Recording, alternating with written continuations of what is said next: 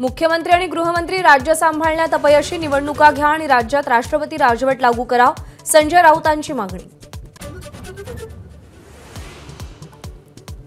वागळेंच्या गाडीवर हल्ला केलेल्या गुंड्यांची परेड काढा, संजय राऊतांचा पुणे पोलिसांवर हल्लाबोल। आयुक्तांनी गुंडांची परेड काढून शोभाजी केली, राऊतांचा घणाघात।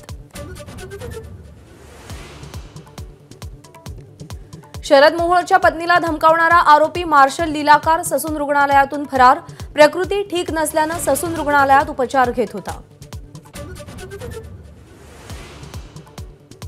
जरांगेंच्या उपोषणाचा आज दुसरा दिवस, सरकारने काढलेल्या अध्यादेशाचा मराठा समाजाला फायदा होत नाही, तोपर्यंत आंदोलन सुरू राहणार, जरांगेंचा इशारा।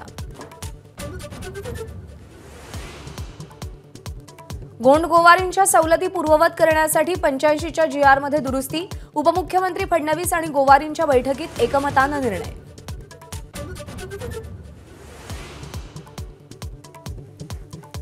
गोंदियामध्ये आज मोठ्या नेत्यांची मांदियाळी, मनोहरभाई पटेल जयंतीनिमित्त यशवंत विद्यार्थ्यांचा सत्कार, उपराष्ट्रपतीपासून मुख्यमंत्र्यांचीही हजेरी। नागपुरातल्या रामटेकमध्ये आज मुख्यमंत्र्यांची शिवसंकल्प सभा, लोकसभा निवडणुकीच्या पार्श्वभूमीवर काय बोलणार याकडे लक्ष।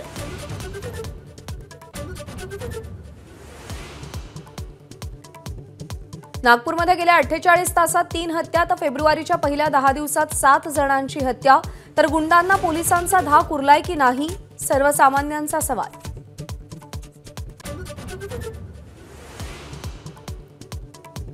गुन्हा रद्द करण्यासाठी IRS अधिकारी समीर वानखेडे उच्च न्यायालयात, आर्यन खान ड्रग्ज प्रकरणामध्ये वानखेडेंविरोधात ईडीकडून गुन्हा दाखल।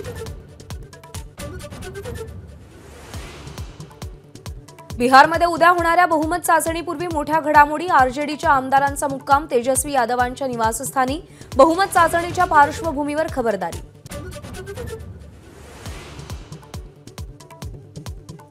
म्हाडा कोकण मंडळाच्या सोडतीला अखेर मुहूर्त मिळाला, कोकणातील 5311 घरांसाठी 24 फेब्रुवारीला मुख्यमंत्र्यांच्या हस्ते सोडत।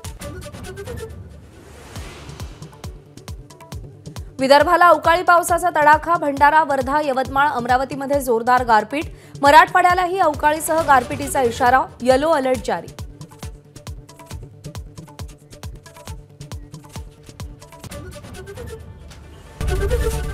एबीपी माझा, उघडा डोळे बघा नीट।